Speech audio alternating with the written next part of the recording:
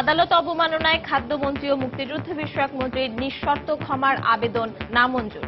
50,000 টাকা জরিমানা, অনাদায়ে 7 দিনের কারাদণ্ড।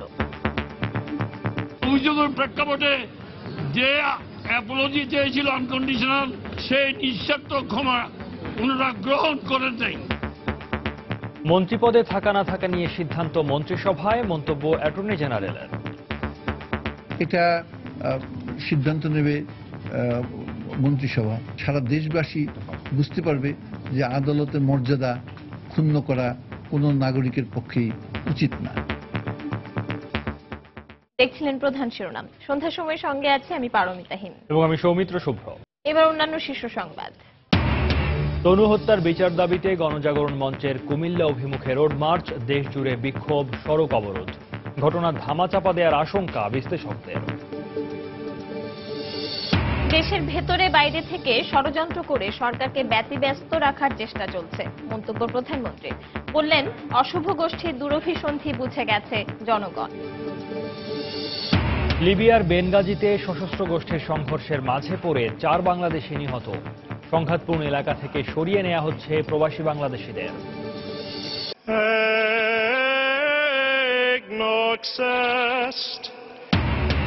প্রার্থনার মধ্য দিয়ে সারা বিশ্বে উদযাপিত হচ্ছে খ্রিস্টান ধর্মাবলম্বীদের অন্যতম উৎসব ইস্টার সানডে। দেশ ও জাতির মঙ্গল কামনা। এবং হতাশার ওয়ার্ল্ড টি-20 মিশন শেষে দেশে ফিরল বাংলাদেশ ক্রিকেট দল। 20 ওভারের ম্যাচে শক্ত ভিত গড়ে উঠছে, বললেন মাশরাফি।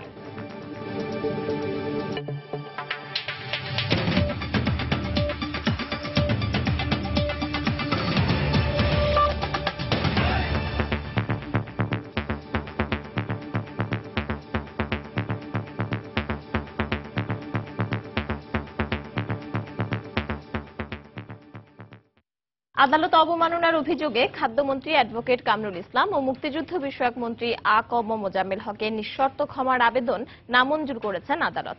একই সঙ্গে 2 মন্ত্রীকে 50,000 টাকা করে জরিমানা, অনাদায়ে 7 দিনের বিনাশ্রম কারাদণ্ডের আদেশ দেন।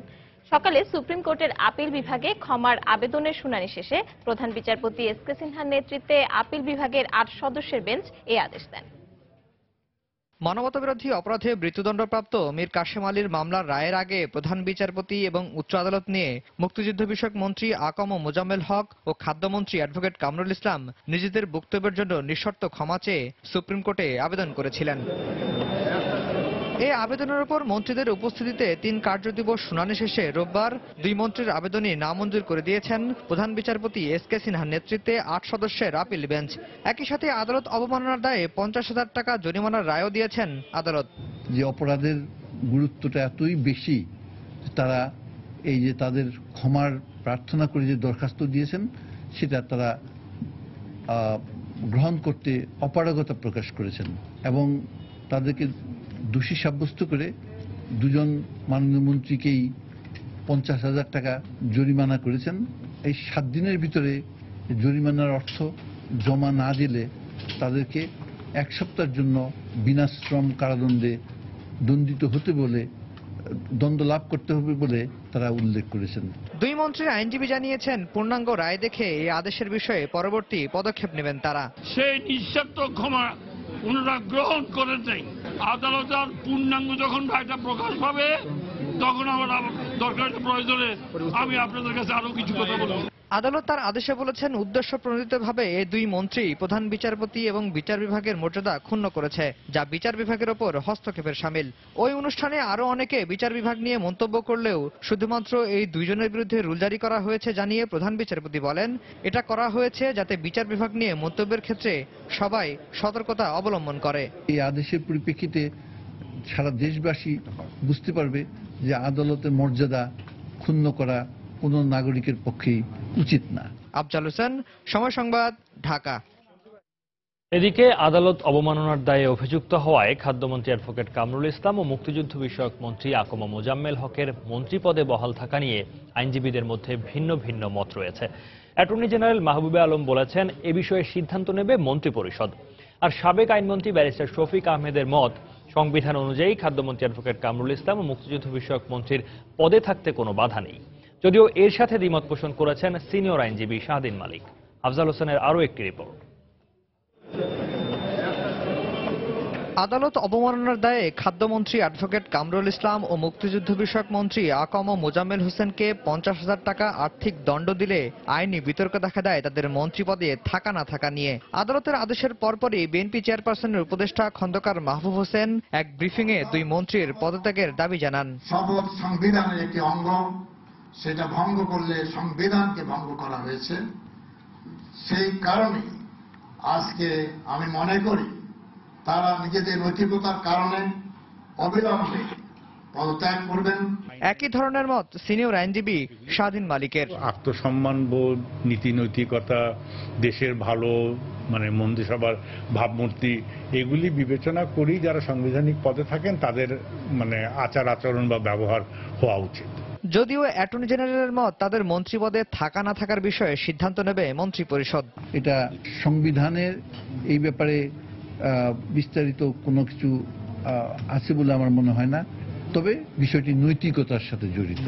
এটা সিদ্ধান্ত নেবে মন্ত্রিসভা। এদিকে সাবেক আইনমন্ত্রী মনে করেন সংবিধান অনুযায়ী খাদ্যমন্ত্রী অ্যাডভোকেট কামরুল ইসলাম ও মুক্তিযুদ্ধ বিষয়ক মন্ত্রীর পদে থাকতে কোনো বাধা নেই।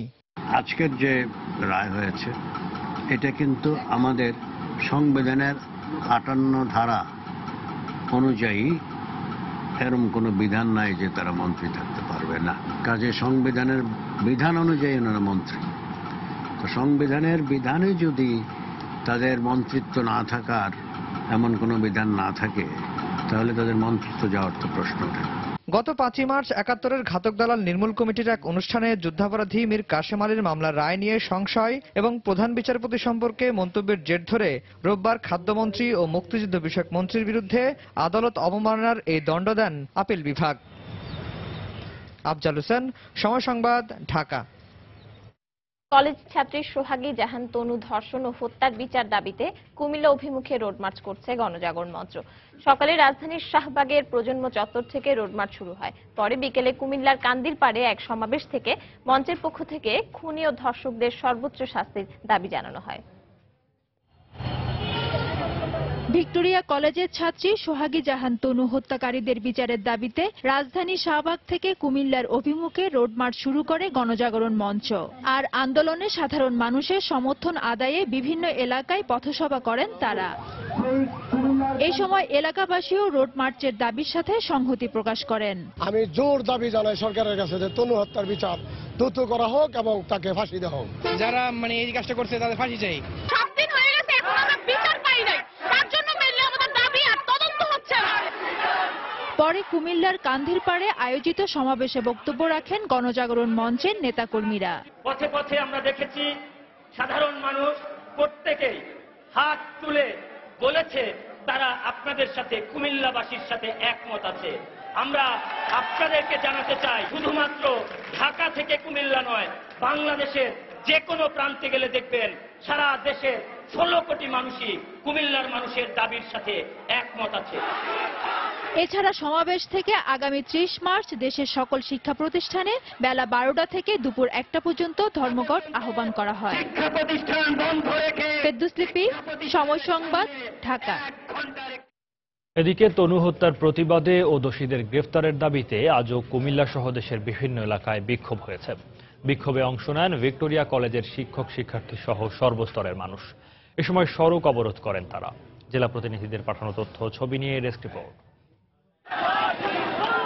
বেলা 12টার দিকে কুমিল্লার কোটবাড়ি বিশ্ব রোড অবরোধ করে বিক্ষোভ করে বিভিন্ন শিক্ষা প্রতিষ্ঠানের শিক্ষার্থী সহ সামাজিক ও সাংস্কৃতিক সংগঠনের নেতাকর্মীরা। এ সময় মহাসড়কে টায়ার জ্বালিয়ে অবরোধ করে তারা। এ সময় বিভিন্ন ব্যানার ও প্ল্যাকার্ড নিয়ে স্লোগান দেয় আন্দোলনকারীরা। অবরোধের কারণে মহাসড়কের দুই পাশে যানজটের সৃষ্টি হয়। আজও কেন আইন শৃঙ্খলা বাহিনী নিয়ে সুষ্ঠু তদন্ত কমিশন করছে না? আজও কেন দ্রুত বিচারের আওতায় এদেরকে আনা হচ্ছে না? আমরা এর বিচার চাই। এত মিছিল, এত মিটিং, এত প্রতিবাদ করা সত্ত্বেও সরকারের একটু কেন টনক নড়ছে না? এর আগে ভিক্টোরিয়া কলেজ ক্যাম্পাসে মানববন্ধন করেন শিক্ষার্থীরা। আমাদের তনুর হত্যার দাবিতে যে আমরা আন্দোলন করতেছি, আমাদের কোনো প্রশাসন ভালো ফিডব্যাক আমাদেরকে দিচ্ছে না। আমরা এর সুষ্ঠু বিচার চাই এবং যাতে করে আর কখনো কাউকে এভাবে প্রাণ হারাতে না হয়। কোথায় কিভাবে কি হয়েছে এটা আমার জানার অত আগ্রহ না, কিন্তু যেই মৃত্যু হয়েছে অস্বাভাবিক মৃত্যু, এটার সর্বোচ্চ শাস্তি আমি দাবি করি। বেলা গড়ার সাথে সাথে শহরের বিভিন্ন পয়েন্টে শিক্ষার্থীদের বিক্ষোভ জোরদার হয়। এ সময় দোষীদের গ্রেফতারের দাবি করেন তারা। এদিকে তনু হত্যাকাণ্ডের রহস্য অচিরেই উদ্ঘাটিত হবে বলে জানিয়েছেন দুই মন্ত্রী। প্রধানমন্ত্রী শেখ হাসিনার সরকারের আমলে সকল হত্যাকাণ্ডের বিচার হবে। আমরা মনে করি তদন্তের আগে আমাদের কথা বলা উচিত নয়, তদন্ত শেষে আমরা জানাবো, আমরা সঠিক ঘটনাটা আপনাদেরকে জানাই দিতে পারবো বলে আমরা আশা করছি।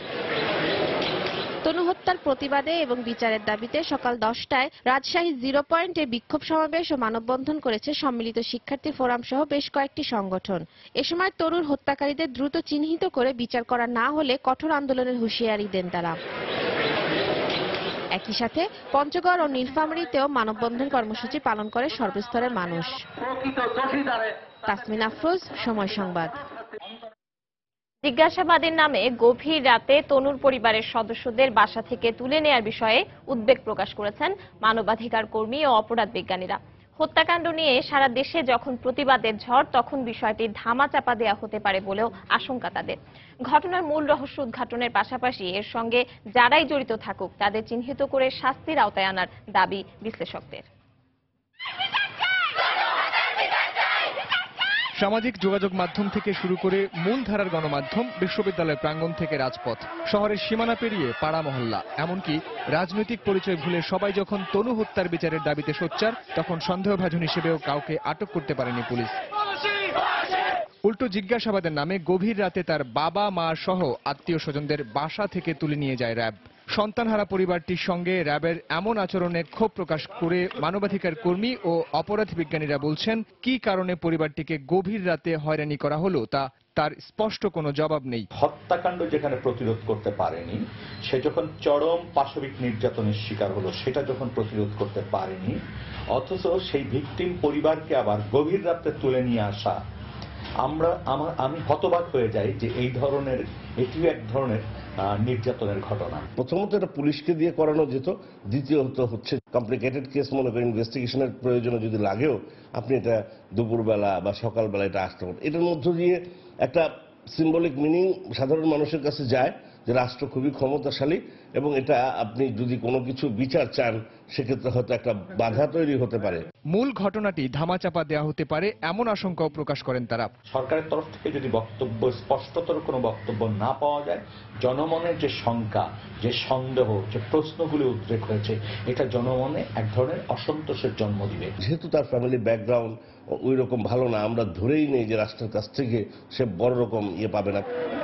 জিজ্ঞাসাবাদের নামে গভীর রাতে এভাবে ভুক্তভোগী পরিবারকে হয়রানি সংস্কৃতি থেকে আইন শৃঙ্খলা রক্ষাকারী বাহিনীর সদস্যদের বেরিয়ে আসার পাশাপাশি নিজেদের দক্ষতা প্রকাশের প্রতিযোগিতা নয়, সমস্যা সমাধানে র্যাব পুলিশ একে অপরের সম্পূরক হিসেবে কাজ করবে, এমন দাবি বিশ্লেষকদের।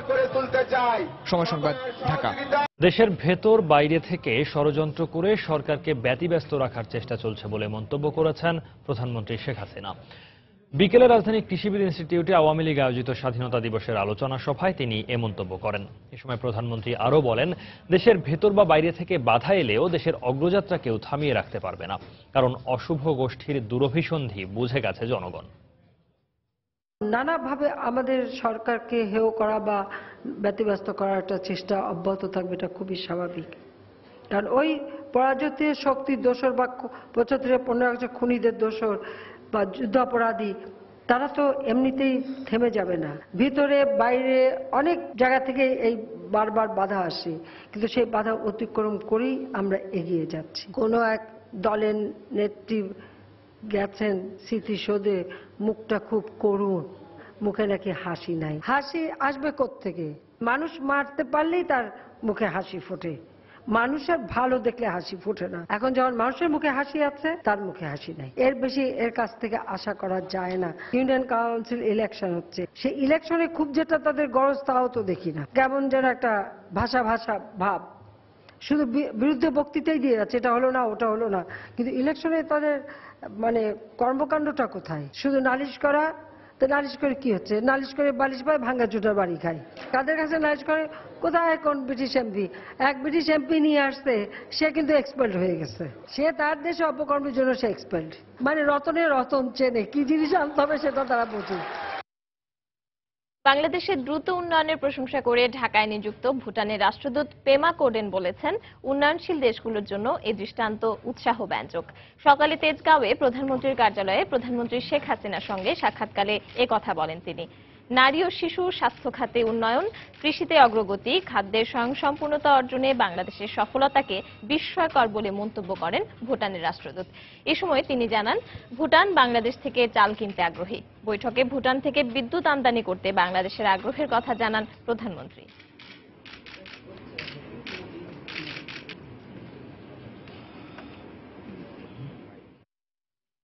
বিএনপি প্রধানমন্ত্রী শেখ হাসিনাকে হত্যা করতে নতুন করে ষড়যন্ত্র করছে বলে মন্তব্য করেছেন ঢাকা মহানগর আওয়ামী লীগের সাধারণ সম্পাদক মোফাজ্জল হোসেন চৌধুরী মায়া।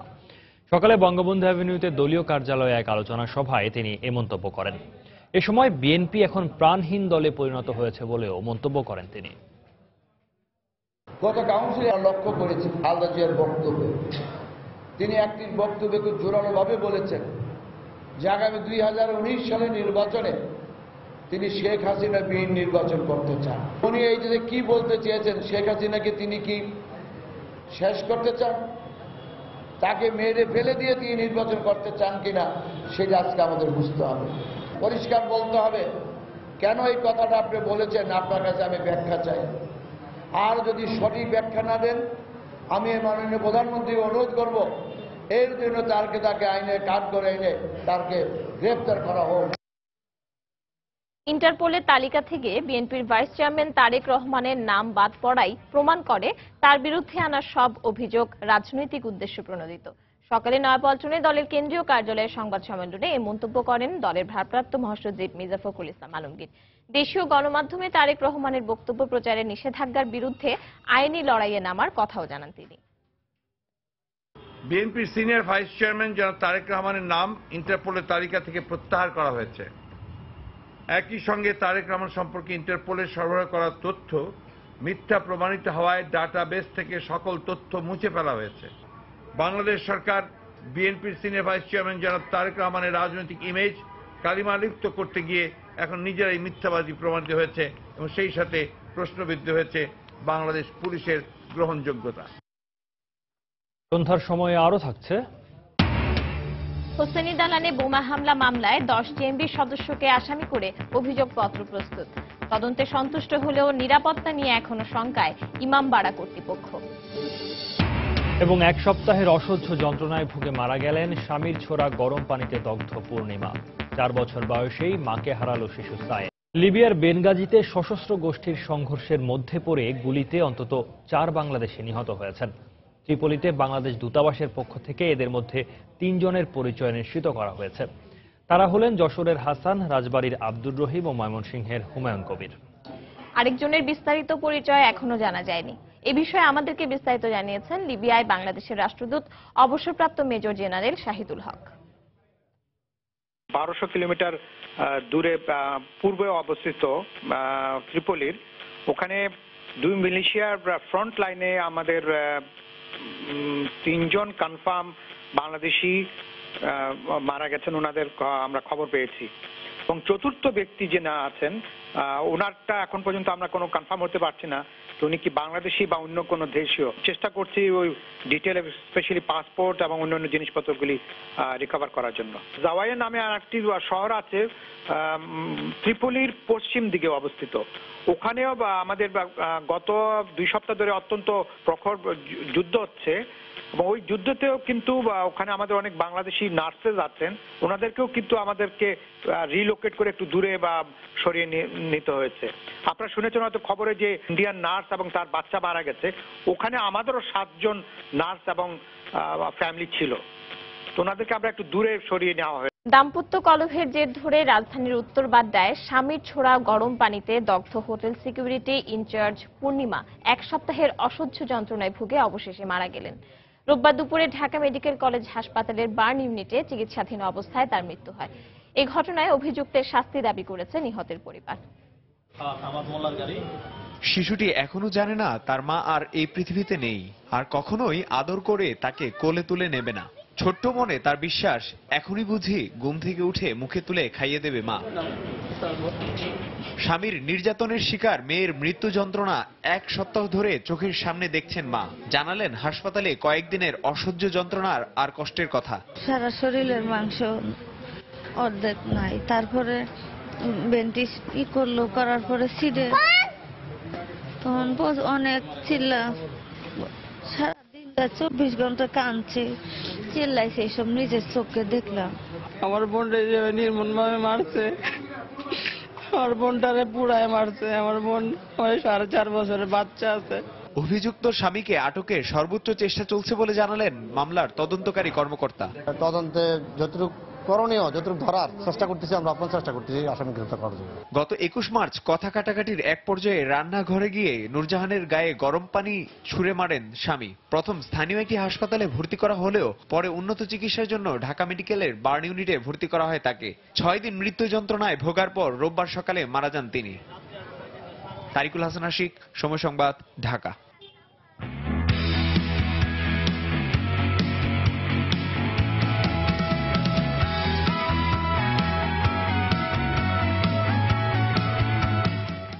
টি-20 বিশ্ব আসর শেষ করে দেশে ফিরেছে বাংলাদেশ জাতীয় ক্রিকেট দল। সকালে বাংলাদেশ বিমানের একটি বিশেষ ফ্লাইটে দেশে ফেরে মাশরাফি বাহিনী। দলের সামগ্রিক পারফরম্যান্স হতাশ করলেও লড়াকু মনোভাবের কারণে কিছুটা হলেও সন্তুষ্টি প্রকাশ পেয়েছে অধিনায়ক মাশরাফির কণ্ঠে। সেই সঙ্গে দেশবাসীর কাছে দুঃখ প্রকাশ করে সামনের দিনগুলোতে আরও ভালো খেলার প্রত্যয় ব্যক্ত করেন ম্যাশ। ভারতের কলকাতা থেকে দেশে ফিরে বিমানবন্দরে গণমাধ্যম কর্মীদের সামনে এমনটাই জানিয়েছেন তিনি। টি-20 বিশ্ব আসরের অভিযান শেষ, এবার ফেরার পালা। দেশে ফিরেছে বাংলাদেশ জাতীয় ক্রিকেট দল। শাহজালাল আন্তর্জাতিক বিমানবন্দরের ভিআইপি গেটের সামনে তাই সকাল থেকেই গণমাধ্যম কর্মীদের ভিড়। নির্ধারিত সময়েই ঢাকায় অবতরণ করলো মাশরাফিদের বহনকারী বিমানটি। ইমিগ্রেশনের ঝামেলা মিটিয়ে ক্রিকেটারদের বের হতে হতে আরও লাগলো প্রায় 1 ঘন্টা 20 মিনিট। সবার আগে বেরিয়ে এলেন টাইগার অধিনায়ক মাশরাফি। উপস্থিত গণমাধ্যম কর্মীদের কৌতূহলময় প্রশ্নবাণে জড়ানো থেকে নিজেকে বিরত রাখতে পারলেন না তিনি। ব্যাখ্যা করলেন আসর থেকে প্রাপ্তি অপ্রাপ্তিগুলো। টি-20 ক্রিকেটের আমি মনে করি আমরা একটা বেস তৈরি করতে পেরেছি এবং একটা জিনিস যে আমরা এখন আশা করি যে প্লেয়ারদের ভিতরে এই মাইন্ড সেটআপটা তৈরি হওয়া উচিত এবং আমার বিশ্বাস হবে যে এখন থেকে আমরা যাদের এগেনস্টেই খেলি না কেন হয়তো ছোটখাটো ভুল না করলে আমাদের সাথে জিততে একটু কঠিন হবে। ঘুরে ফিরে আসলো আবারও তাসকিন সানির প্রসঙ্গ। সঙ্গে ছিল পুরো আসরে ব্যাটিং অলরাউন্ডার নাসিরকে এক ম্যাচও না খেলানোর ব্যাখ্যাও। তাসকিন দেখেন লাস্ট 8টা ম্যাচ খেলেছে, ওয়ার্ল্ডের বেস্ট ইকোনমি রেট বোলার সে। প্লেয়ার লাইক তাসকিনকে হারানো অবশ্যই ডিফিকাল্ট। নাসিরকে সিলেকশন হয়তোবা কোনো ম্যাচে যেহেতু শুভাগত গিয়েছে ওইখানে হয়তোবা আমরা শুভাগতকে খেলিয়েছি। তো আসলে এখানে টোটালি ওই একই কথা বলতে হবে যে কম্বিনেশনের কারণে। দেশবাসীর কাছে দুঃখ প্রকাশ করার পাশাপাশি ধৈর্যও ধরতে বললেন বাংলাদেশের ক্রিকেট মাঠের এই কাণ্ডারি। দেশবাসীর উদ্দেশ্যে বলবো সবসময় ওনারা সাথে ছিলেন আমাদের। আমরা ভেরি ডিসঅ্যাপয়েন্টেড এবং ওনারাও অবশ্যই খুব কষ্ট পেয়েছে। অনেক খারাপ লাগা সত্ত্বেও আমাদেরও অনেক খারাপ লাগছে আর কি ওই ম্যাচটা আমরা জিততে পারিনি। আমি আশা করি যে ইনশাল্লাহ আমরা সামনে আরো ভালো কঠিন ম্যাচ ইনশাল্লাহ জিতবো। নিজেদের পারফরমেন্সে হতাশ হলেও সামনের দিনগুলো নিয়ে আশাবাদী মাশরাফি। কারণটা পরিষ্কারই, টি-20 ফরম্যাটে টাইগাররা যে লড়াই করতে পারে সেই মনোবলের রসদটুকু তো এই আসর থেকেই তারা পেয়ে গেছে। সজল মিত্র, রিচার্ড, সময় সংবাদ, ঢাকা। রিজার্ভের চুরি যাওয়া অর্থ ফিরিয়ে আনতে সহযোগিতা চেয়ে জাতিসংঘ, মার্কিন ফেডারেল রিজার্ভ ব্যাংক প্রধান, ফিলিপিন্সের গভর্নর ও অ্যান্টি মানি লন্ডারিং কাউন্সিলের প্রধানকে চিঠি দিয়েছে বাংলাদেশ ব্যাংক। দুপুরে বাংলাদেশ ব্যাংক কার্যালয়ে সাংবাদিকদের কথা জানান কেন্দ্রীয় ব্যাংকের মুখপাত্র শুভঙ্কর সাহা। জাতিসংঘে নিযুক্ত বাংলাদেশ ব্যাংকের যে অ্যাম্বাসিডর এবং স্থায়ী প্রতিনিধি তাকে এবং আমেরিকার যে কেন্দ্রীয় ব্যাংক তার যে বোর্ড অফ গভর্নেন্সের যে চেয়ারম্যান তাকেও আসলে সহযোগিতা প্রদানের জন্য অনুরোধ জানানো হয়েছে। আমাদের ফিলিপাইনের যে কেন্দ্রীয় ব্যাংক সেখানকার গভর্নর, ফিলিপাইনের যে অ্যান্টি মানি লন্ডারিং কাউন্সিল তার প্রধানকেও আসলে সহযোগিতা করার জন্য আমরা পত্র লিখেছি। গভর্নর মহোদয় পত্র দিয়েছেন, ফোন করছেন এবং এই বিষয়টা অব্যাহত আছে। সন্ধ্যার সময় আরও থাকছে। টি-20 বিশ্ব আসরে মোহালিতে কিছুক্ষণের মধ্যে মুখোমুখি হবে অস্ট্রেলিয়া ভারত। সেমিফাইনালের টিকিট পেতে মরিয়া দুদলই। বাণিজ্যমন্ত্রী তোফায়েল আহমেদ বলেছেন, প্রতিবেশী ভারতের সঙ্গে বড় বাণিজ্য ঘাটতি দুদেশের অর্থনৈতিক সম্পর্কের ক্ষেত্রে বড় কোনো সমস্যা নয়। ঢাকায় ভারত বাংলাদেশ সহযোগিতা বিষয়ক এক সেমিনারে একথা বলেন তিনি। এ সময় ঢাকায় ভারতের সাবেক হাই কমিশনার বলেন, এই অঞ্চলের দেশগুলোর মধ্যে পারস্পরিক অর্থনৈতিক কার্যক্রম বাড়ানো গেলে প্রত্যেকেই অর্থনৈতিকভাবে লাভবান হবে। সেক্ষেত্রে প্রস্তাবিত উপ আঞ্চলিক জোট BBIN-কে গতিশীল করার উপর গুরুত্ব আরোপ করা হয়েছে। এই যে ক্রনিক ট্রেড ইমব্যালেন্স আছে, আমরা যদি এইভাবেই চলতে থাকি, it is going to remain forever. India's market is now much more competitive. Bangladeshi goods have to compete with international goods in the market, with Chinese goods. আমাদের সকলেই যখন বলে trade gap between Bangladesh and India is very big, এই বড় ব্যবধানে আমাদের ক্ষতি কি? চীন আমাদের দেশে রপ্তানি করে 7 বিলিয়নের বেশি, ভারত থেকেও বেশি, কিন্তু একজন লোকেও চীন বাংলাদেশের এই যে বাণিজ্য ঘাটতি নিয়ে কেউ আলোচনা করে না। প্রশ্নটা হলো ভারত আমরা কি রপ্তানি করি, what is the major items? তৈরি পোশাক 81% কামস ফ্রম RMG। এখন আপনি কি ভারতে যদি ডিউটি দিয়েও থাকে, আপনি কি তৈরি পোশাক রপ্তানি করতে পারবেন? নির্বাচন সুষ্ঠু ও নিরপেক্ষ করতে প্রথম ধাপের ইউনিয়ন পরিষদ নির্বাচনের মতোই দ্বিতীয় ধাপেও নির্বাচন কর্মকর্তা ও আইন শৃঙ্খলা রক্ষাকারী বাহিনীর সদস্যদের কঠোর হবার নির্দেশনা দিয়েছে নির্বাচন কমিশন। দুপুরে নির্বাচন কমিশন সচিবালয়ে নির্বাচন কমিশনার মোহাম্মদ শাহনেওয়াজ একথা জানান। আইন শৃঙ্খলা বাহিনীর নির্বাচনে ভোট গ্রহণ করবে তাদের প্রত্যেকের প্রতি আমাদের একই ধরনের নির্দেশনা যে সুষ্ঠু সুন্দর নির্বাচনের জন্য যতটুকু শক্ত হওয়া দরকার তারা যেন সব দিক দিয়ে শক্ত হয়। যদি আমরা এমন পাই যে যারা নির্বাচনে ভোট গ্রহণ করবেন তারা তাদের দায়িত্ব এড়িয়ে যাচ্ছে, অর্থাৎ বিভিন্ন রকম জালিয়াতি তাদের সামনে ঘটে গেলেও তারা নিশ্চুপ থাকছে না, আমরা এখন থেকে আরো শক্তভাবে তাদেরকে বলে দিতে চাই এই ধরনের ঘটনা যদি আমাদের সামনে প্রমাণিত হয়, আমরা জানতে পারি, তার বিরুদ্ধে আমরা চরম ব্যবস্থা নিতে পিছপা হব না। এদিকে ইউনিয়ন পরিষদ নির্বাচনের প্রথম ধাপে বিনা প্রতিদ্বন্দ্বিতায় 70 জন চেয়ারম্যান নির্বাচিত হওয়াকে অস্বাভাবিক বলে মন্তব্য করেছেন জাতীয় পার্টির চেয়ারম্যান হোসেন মোহাম্মদ এরশাদ। দুপুরে রংপুরে তার নিজ বাসভবনে সাংবাদিকদের প্রশ্নের জবাবে তিনি এই মন্তব্য করেন। ইউপি নির্বাচনে প্রায় 70 জন বিনা ভোটে বিনা প্রতিদ্বন্দ্বিতায় নির্বাচিত হয়েছে। ইতিহাসে এটা কোনো নজির নাই। ইউপি নির্বাচনে প্রত্যেক আসনে 10-12 জন প্রার্থী থাকে, এটা বিরল ঘটনা। 11 জন মারা গেছে, এটাও বিরল ঘটনা। নামে গণতন্ত্র আছে, কাজে নাই। অনেকে ভয় দেখিয়ে বসিয়ে দেওয়া হয়েছে, সেই জন্য অনেক প্রার্থী মনোনয়ন দাখিল করতে পারে নাই। হোসেনি দালানে বোমা হামলার ঘটনায় 10 জেএমবি সদস্যকে আসামি করে মামলার অভিযোগপত্র প্রস্তুত করেছে ঢাকা মহানগর গোয়েন্দা পুলিশ। গোয়েন্দা কর্মকর্তারা জানান, শিগগিরই অভিযোগপত্র আদালতে জমা দেওয়া হবে। মামলার তদন্তে সন্তোষ প্রকাশ করলেও ইমামবাড়ার মুখপাত্র বলছেন, হোসেনি দালানের নিরাপত্তা নিয়ে এখন উদ্বিগ্ন তারা। খান মোহাম্মদ রুমেলের রিপোর্ট। গেল বছরের 23 অক্টোবর মুহররমের রাতে তাজিয়া মিছিলের প্রস্তুতির সময় বোমা হামলায় কেঁপে ওঠে শিয়া সম্প্রদায়ের ধর্মীয় তীর্থস্থান হোসেনি দালান ইমামবাড়া। এই ঘটনায় নিহত হন 2 জন, আহত হন শতাধিক মানুষ। নৃশংস এই বোমা হামলা শুধু মানুষকে আতঙ্কিতই করেনি, আঘাত হানে হাজার বছরের ঐতিহ্যে। ঘটনার পর চকবাজার থানায় সন্ত্রাস বিরোধী আইনে মামলা করে পুলিশ। মামলার তদন্ত ভার দেওয়া হয় গোয়েন্দা পুলিশের হাতে। ঘটনার সঙ্গে জড়িত অভিযোগে 13 জেএমবি সদস্যকে গ্রেফতার করে তারা। এদের মধ্যে 3 জন মারা যায় কথিত বন্দুকযুদ্ধে। বাকি 10 জনকে আসামি করে মামলার অভিযোগপত্র প্রস্তুত করেছে পুলিশ। গ্রেফতারকৃতদের মধ্যে 4 জন আদালতে স্বীকারোক্তিমূলক জবানবন্দিও দিয়েছেন। গোয়েন্দা কর্মকর্তারা বলছেন, বন্দুকযুদ্ধে মারা যাওয়া জেএমবির একটি অংশের সামরিক শাখার প্রধান শাহাদাত ওরফে আলবানি ছিলেন এই হামলার মূল পরিকল্পনাকারী। বাকিরা বিভিন্নভাবে সহায়তা ও হামলায় অংশ নেয়। আশা করতেছি যে শীঘ্রই আমরা এটার চার্জশিটটা দিয়ে দিতে পারবো। যারা অ্যাকিউজড তাদের যাতে শাস্তিটা ইনশিওর করা যায়। এই মামলার টোটাল সাক্ষ্য প্রমাণাদি সহ সবকিছু যেভাবে যা করা দরকার সেগুলো সুচারুভাবে করার জন্যই আমরা একটু সময় নিচ্ছি। এদিকে হোসেনি দালানে গিয়ে দেখা যায়, বোমা হামলার পর থেকে নিজেদের উদ্যোগে নিরাপত্তা জোরদার করেছে কর্তৃপক্ষ। ইমামবাড়ার মুখপাত্র জানান, বোমা হামলার পর থেকে 24 ঘন্টা পুলিশি পাহারা দেওয়ার কথা বললেও বেশিরভাগ সময়ই থাকে না তাদের উপস্থিতি। সরকার আমাদেরকে পুলিশ প্রোটেকশন দিছে, কিন্তু কিছু গাফিলতি আছে। আপনারা আজকে দেখছেন যে পুলিশ নাই, থাকে না। আমি চাই যে অবহেলাটা যেমন না হোক, সঠিকভাবে পুলিশ থাকুক, এটাই চাই। থ্রেট অ্যাসেসমেন্টের মাধ্যমে এগুলো সাধারণত ফ্ল্যাকচুয়েট করে, কখনো হয়তো বা কোথাও ডিপ্লয় করা হয়, কখনো হয় না। এটা গোয়েন্দা তথ্য বা সার্কামস্ট্যান্স অনেক কিছুর উপরে নির্ভর করে।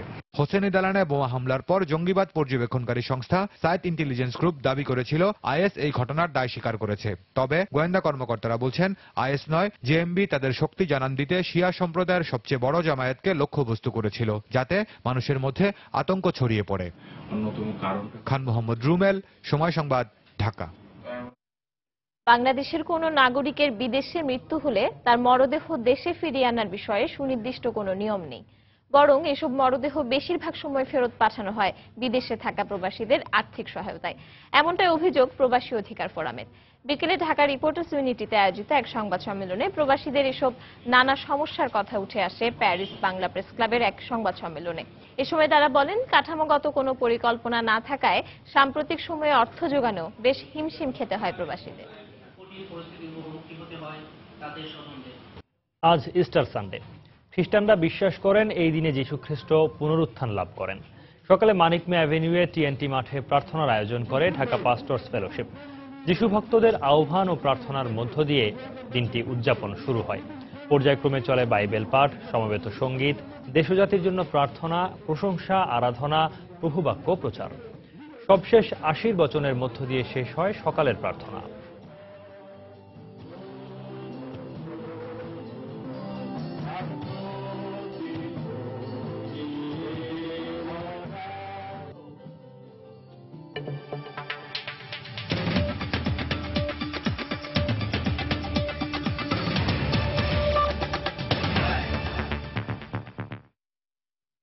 বিশ্বব্যাপীও পালিত হচ্ছে ইস্টার সানডে। যিশুর পুনরুত্থানের এই দিনটি যথাযথ ধর্মীয় ভাব গাম্ভীর্যের মধ্য দিয়ে পালন করছে খ্রিস্ট ধর্মাবলম্বীরা। বাইবেল অনুযায়ী যিশুকে ক্রুশবিদ্ধ করে হত্যা করার পর তৃতীয় দিন ক্যালভারিতে তার পুনরুত্থান হয়। 40 দিনব্যাপী প্রার্থনা, উপবাস আর অনুশোচনার মাধ্যমে ইস্টার পালন করে খ্রিস্টান সম্প্রদায়। শনিবার ভেনেজুয়েলার কারাকাসের এই অঞ্চলটি সেজে ওঠে ইতিহাসের ধারক হিসেবে। ছোট শহরটি পরিণত হয় বিশাল এক মঞ্চে, যেখানে যিশুকে ক্রুশবিদ্ধ করা ও তার পুনরুত্থানের কাহিনী মঞ্চস্থ হয় সাধারণ ক্যাথলিকদের পরিবেশনায়। স্থানীয়রা জানায়, এই নাটিকার মধ্য দিয়ে শুধু যে তাদের ইতিহাসের চর্চা হচ্ছে তাই নয়, বরং ভবিষ্যৎ প্রজন্মের কাছে ছড়িয়ে পড়ছে সঠিক ও সৎ পথে চলার বার্তা। আমি একজন মা, একা আমার সন্তানদের মানুষ করছি। আমি মনে করি প্রভু যিশুর এই বাণীর মধ্য দিয়ে তাদের মধ্যে ভালো মানুষ হয়ে ওঠার আকাঙ্ক্ষা জন্ম নেয়। খ্রিস্টানরা বিশ্বাস করে যিশুকে ক্রুশবিদ্ধ করে হত্যা করার পর তৃতীয় দিন রোববার ক্যালভারিতে তার পুনরুত্থান হয়, আর এই দিনটিই তারা পালন করেন ইস্টার হিসেবে। 40 দিনব্যাপী প্রার্থনা, উপবাস আর অনুশোচনার মাধ্যমে ইস্টার পালন করেন খ্রিস্টান সম্প্রদায়। ইস্টার উপলক্ষে সবচেয়ে বড় আয়োজন হয় ভাটিকানে। শনিবার গভীর রাতের অন্ধকার ভেদ করে জ্বলে ওঠে হাজারো আলোর মশাল। প্রার্থনার মধ্য দিয়ে ছড়িয়ে দেয়া হয় বিশ্ব শান্তির বাণী। পোপ ফ্রান্সিস বলেন, এভাবেই আঁধার চিরে বেরিয়ে আসবে আলোর পথ। এ বছরকে আশা জাগানোর বছর হিসেবে পালন করছি আমরা বিশ্বাস করি অন্ধকার কখনোই আমাদের গ্রাস করতে পারবে না। ইউরোপের বিভিন্ন দেশে বাড়তি নিরাপত্তার মধ্য দিয়ে পালিত হচ্ছে ইস্টার সানডে। তুরস্কে ইস্টার সানডের দিন হামলা চালানোর হুমকি দিয়েছে জঙ্গি গোষ্ঠী আইএস। বিশেষ সতর্কতা জারি করা হয়েছে দেশটিতে। ভারতেও নানা আনুষ্ঠানিকতার মধ্য দিয়ে পালিত হচ্ছে ইস্টার। সুর, সঙ্গীত ও প্রার্থনার মধ্য দিয়ে স্মরণ করা হচ্ছে যীশু খ্রিস্টের ফিরে আসার দিনটিকে। সঞ্জিদা ইসলাম, সময় সংবাদ।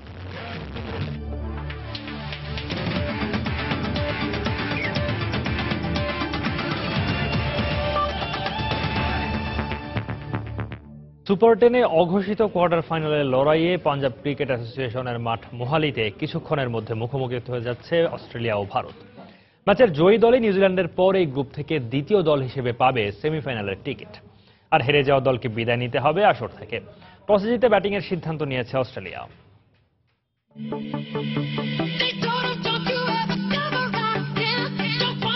ভারত অস্ট্রেলিয়া সাম্প্রতিক সময়ে ক্রিকেট বিশ্বের দুই পরাশক্তি। মাঠের পারফরমেন্সের চেয়ে তারা হয়তো বিগ থ্রির কল্যাণে আলোচিত সমালোচিত একটু বেশি। তারপরও বর্তমান সময়ের পারফরমেন্সের বিবেচনায় দুই দলের ক্রিকেটীয় লড়াইটা জমজমাট হবে বলেই প্রত্যাশা করেন ক্রিকেট প্রেমীরা।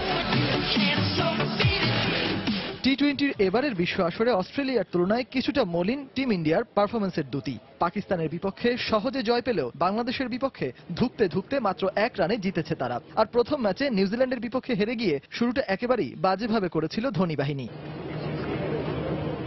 অস্ট্রেলিয়ার মাটিতে খেলা সবশেষ 3 ম্যাচের টি-20 সিরিজেই স্বাগতিকদের হোয়াইট ওয়াশ করেছিল তারা। বিশ্ব আসরের মাত্র কদিন আগের সেই সুখস্মৃতিকে আরেকবার আত্মবিশ্বাসের পারদ হিসাবে ব্যবহার করতে চায় টিম ইন্ডিয়া।